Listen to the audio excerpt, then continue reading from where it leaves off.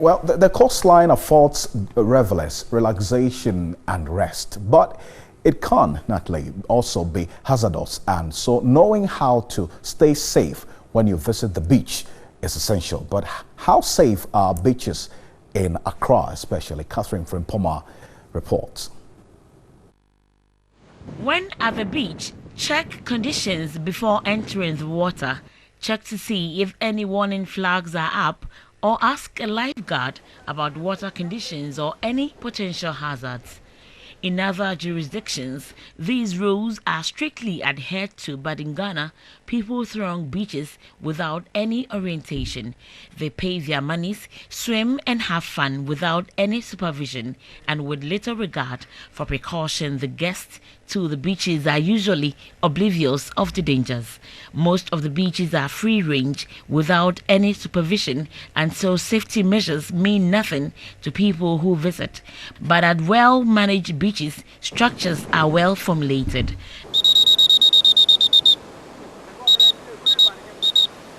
When we want to show you, then we'll call them, we'll show you. I say, this side not good, this side is good. That's why I'm called the white one to come this side. The La Pleasure Beach Resort in Accra is one of the premier beaches, attracting scores of revelers on holidays. Tuesdays are fishing holidays in Accra, and due to the various myths associated with swimming on Tuesdays, people do not actually patronize the beach. But according to authorities, they receive overwhelming numbers, sometimes as much as 7,000 or even more, especially on holidays. But how well are these revelers protected as well as safety is concerned? We have trained fishermen and lifesavers. We pay for them on that special day. We use 2 canoes with hardball motor, 10 men in each of the canoe.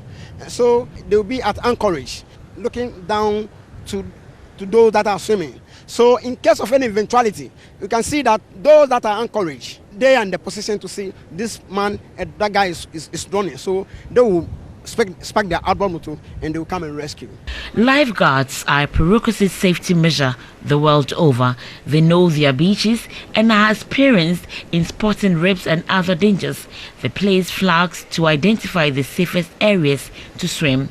Keeping alert and checking local weather conditions, according to American Red Cross, is critical to ensuring safety at the beach. If the water changes, you can see people running out from the sea. The lifesavers will go.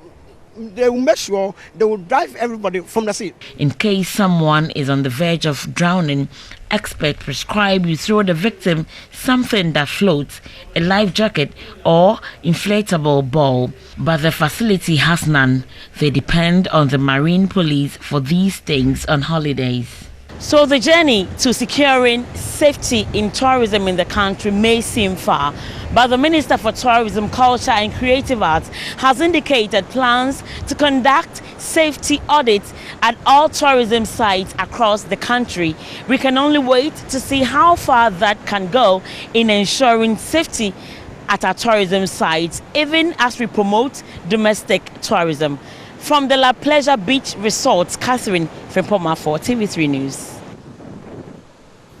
All right, so thank you, Catherine, there. And then if you know some of the beaches that are free to access, it means you don't pay anything, you just go there and swim.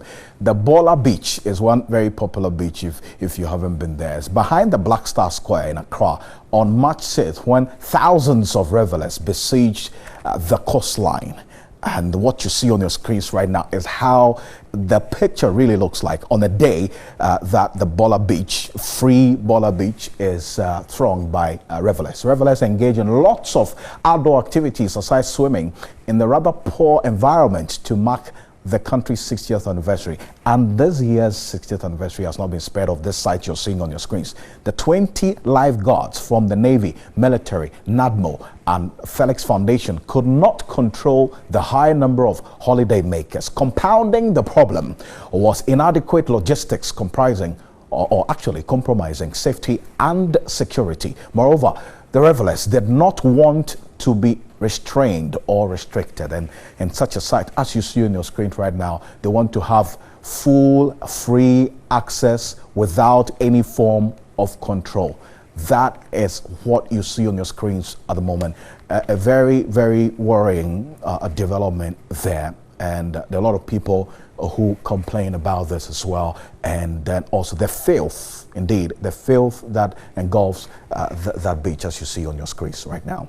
And that has also been of a great concern. And that's why it's in that name, Bola Beach. Okay, so just to do a quick recall of the number of accidents that we've had at the various beaches across the country.